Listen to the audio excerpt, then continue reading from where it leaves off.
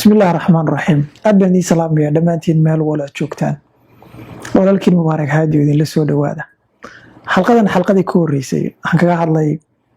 shan calaamadood oo ku tilmaamaya inaadan guur diyaar u ahayn waxaan jeclaysiin in xalaqaadkan arrimahan ka hadlaya mawaadiicdan inaan xoogaa sii wado waa dhalinyaro badan baa su'aalo iga soo weydiiyey xalqadan waxaan jeclahay inaan saad ciwaankaba aad ka aragteen inaan idinkula wadaago ama idinku soo gudbiyo qaar ka mid a khaladaadka waaweyn ee la galo xilliga haasawa way badan yihiin runtii aad bay u tiro badan yihiin laakiin aragtidayda waxaan jeclahay inaan muuqaalkan idinku soo gudbiyo saddexda khalad ee ugu waaweyn aan isleeyahay khaladaadka kale oo dhan haddii khaladaadka la galo kuwa kale na waxa weeye kuwan unbay hoos imanayaan khaladka ugu horeeya dadku galaan xilliga haasawaha waxa weeye qofka inay la sheekaystaan iyagoo aan ujeeddo cad lahayn ama haddaan si kale u idhaahdo haasaawo aan hadafaysnayn sidaba hadafka haasaawo muxuu yahay hadafka haasaawo waxa weeye waa wadadii ama hanaankii waa process waa hanaankii aad ku gaari lahayd mid ka mida go'aamadaadii nolosha ugu adkaa ee aad ku dooran lahayd qofkii aad noloshaada la wadaagi lahayd cimrigaageed ka dhiman yacni waa mid ka mida la odhan karayo go'aanka labaad ama ka saddexaad ee ugu muhiimsan nolosha inta aad nooshahay aad gaaraysid baad xilligaa gaaraysaa processkiisii baad ku jirtaa idan marka waa inuu hadafaysan yahay waxaad hayar garaynaysaa in saxa tacbiir ereyga hadduu ku aboon yahay noloshaada waxaad u hayar garaynaysaa qof kii aad noloshaada cimrigaaga inta ka dhiman aad la qaadan lahayd yani haddaan analogiga kambanigan soo aan isticmaalnan adeegsano qofka doonaya inuu cid shaqaalaysiiyo badi waad aragteen application buu soo bandhigaa deetana dadku applicationkaasi soo buuxiya interview baa loo balamiyaa qofka hayar garaynaya kambanigiisa dadku hayar garay shaqaalaha hayar garaysanaya wuxuu garanayaa shaqadiisa booska ka bannaan baahida uu qabo garanaya deetana wuxuu u hayar garaynaya qofkii baahida uu buuxi lahaa deetana interview buu ka qaadaya interviewga wuxuu ku baarayaa qofkan ma yahay qofkii munaasabka ku ahaa inuu shaqadan kambaniga u qabto booskan inuu buuxiyo adiguna xilligan haasaawaha waa xilligii interviewgii weeyaan aad qofkan aad ku qiimeyn lahayd inuu yahay qofkii ugu habboonaa noloshaada aad cimrigaa inta ka dhiman aad la mataanoobi lahayd marka waa xilli markaa sidaa muhiim u ah marka go-aankana si saxa uma gaari karaysid ama waxaad uun ka goosan karaysaa inta aad soo jeedid inta aad hadafkaaga uu ku cadyahay waxa aad xilligan muddadan haasaawaha aad doonaysid hadafkaad ka leedahay khaladka labaad dadku badi galaan xilliga haasaawaha waxa weeye inay doonayaan qof inay la sheekaystaan oo ay bartaan iyagoo aan naftooda aqoon u lahayn sideedaba qofku ma dooran karayo qofka noloshiisa ku habboon ilaa uu isagu naftiisa aqoon u leeyahay ilaa uu garto qofka uu yahay waxa uu ku wanaagsan yahay waxa uu ku liito iimihiisa inuu yaqaano qiyamtiisa inuu yaqaano wuxuu jecel yahay wuxuu necab yahay mabaadi'diisa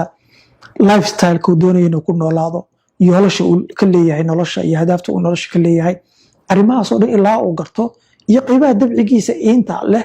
iyo qaybaha uu ku wanaagsan ilaa uu garto ma dooran karayo qofkii ku habboonaa compatibilitygii halkii qofkii uu ku habboonaa noloshiisa ay isqaadan lahaayeen ay isbuuxin lahaayeen ma dooran karayo ilaa isagu horta uu garto wax uu rabo waataynu tilmaamaynay analogigii kambaniga qofka kambaniga iska leh ee waxayar garaynaya haddii aanu garanayn ka waran booska ka bannaan shaqada u baahan yahay skillska qofkan uga baahan yahay haddaanu garanaynin qofkan uu interview garaynayo shaqada u hayar garaynayo ma sidii uu rabay muxuu ahaa ugama faa'iidaysan karayo hala yaaba qofaan ku habboonayn inuu shaqadiisi keeno marka qofku waa inuu garanayo waxa isaga u baahan yahay baahiyaagu maxay yihiin maxaad u baahan tahay waa maxay qiyamtaada valueskaaga waa maxaad qiimaysaa nolosha maxaad necab tahay maxaad jeceshahay yoolashaadu maxay yihiin hadaafta nolosha aad ka leedahay waxaa laga yaabaa qofkan aad noloshaada kusoo biirinayso aad u hayar garaynayso in saxa tacbiir in uu lidib ku yahay hadaaftaada nololeed waxyaabaha aad doonayso inuu lidib ku yahay waxaa laga yaabaa dabcigiina inaad isku iimaba tihiin haddaad adigu iima agaad hadaadan aqoon tusaale haddaad caro badan tahay qofkan aad guursanaysaa uu caro badan yahay waa isku dhibtoonaysaan haddii qofkan haddaad adigu jeceshahay marka aad cadhootid in lagu raali geliyo oo aadan tahay in dadka raba jecel inay marka hore la raali geliyo haddii aad qof isna sidoo kale doonaya in la raali geliyo aad noloshaada kusoo biiriso waa isku dhibtoonaysaa qof madax adag adiguna madax adagta qof qaylo badan adigu aad qaylo badanta yani waad garanaysid iimahagana waad garanaysid si aad u ogaatid qofkan iimaha inaanu lahayn marka aad way muhiim u tahay in qofku isagu isbarto inta aanu isku dayin in qof kala barto khaladka saddexaad ee runtii aadka u culus ee badi dadku galaan xilliga xasaabaha waxa weeye inay iska indhatiraan qofkan khaladaadkiisa ama ay fishaan inuu qofkan hadhow iska bedelayo khaladaadka qofku waa aad bay u adag tahay waxaa laga yaabaa intiina in badan ay kamid a intiina dhegeysanaysa inaad leedihiin caadooyin iidan jeclaysan inaad leedihiin oo aad sanawaad isku dayeysa inaad iska goysaan laakiin ay aad idinku adkayd waxaa laga yaabaa inaad caadaad wanaagsan aad doonaysa inaad abuurataan sida wax akhriska oo kale wax joogtaynta oo kale caadaadka noocaasa inaad waqti hore seexatid oo kale inaad waqti hore soo kacdid oo kale inaad salaadaha joogtaysid oo kale caadaadkaas adigiin waad garanaysaa qof dhan ka waran haddaad ignore garaysid oo aad tidhaahdid qofkan hadhow buu isbedelaya oo waxyaabihii red flagska ahaa ee ahayd inaad qofkan kaga xakato aad ignore garaysid oo aad tidhahdid filatid inuu hadhow isbedelay aad bay u adagtay qofkan hadhow isbedelo adiguna ma bedeli karaysid yacni qofkan si kastuu kuu jecel yahay si kastuu kuu jecel yahay si kastood u jeceshahay ma bedeli karaysid wax walba qofkan ku sugan yahay marka ugu horeysa in red flagaas aad markaad aragto inaadan yaraysan marar badan arrinta waxaa hor istaaga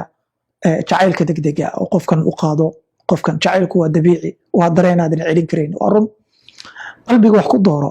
laakiin caqligaaga ha shaqeeyo caqliga ha siixin ha dirin hurdaha ha u dirin caqliga ka shaqaysii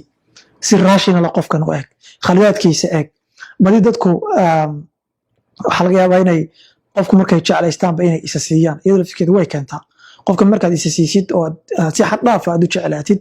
indhool buu kaa dhigayaa oo halka la yidhaahdo jacaylku waa indhala yahay qofka indhool buu ka dhigaa laakiin waxaad indhaha ku indha la-aan karaysid maaha khaladaad waaweyn buu qofka yeelan karayaa haddaad yaraysatidna hadhow noloshiina saameyn weyn ku yeesho keeni karaya xitaa inaad qofkan hadhow aad kala tagtaan marka science-ka cilmiga behavior psychologygana waxaa jira wax la yidhahdo confirmation bias waxa weeye qofku sidiisaba waxa uu jecel yahay marka uu processkii uu ku dooranayay waxaan ku heliyay marka uu ku jiro inuu ignore gareeyo ama ay ka qarsoonto ama uu u janjeero aan idhaahde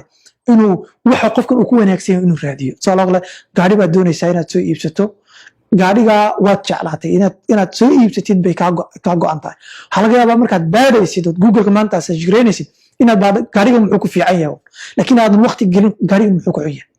marka jacaylkaa wata waa confirmation bias waa mid ka mid a xaglimaha maskaxeed ee biasaska maskaxdeenu ay samayso weyaan marka xilliga ka digtoono khaladaadka warningska kuu muuqda ee qofkan uu leeyahay xilliga xasaabaha ha ku hadlayn inaad hadhow qofkan iska bedeli doono hadday khatar yihiin oo ay yihiin wax ka hor imanaya qiyamkaaga iyo nolosha aad doonaysid dhibkuga ah markaaba iska jooji qofkan keliya noloshaada laguma xidhin boqolaal qof oo waxaa jira iyo kumanaan qof kunoo qof oo qofkan waxyaabahan wanaagsan aad ku dooratay iyagana leh marka insha allah inaasan ku koobayaa muuqaalkeena ma raba inuu dheeraado muuqaalo kale oo mawaadiicdan la xidhiidha oo fara badan baan insha allah idinla wadaagi doonaa bilaha soo socda inaasan ku koobayaa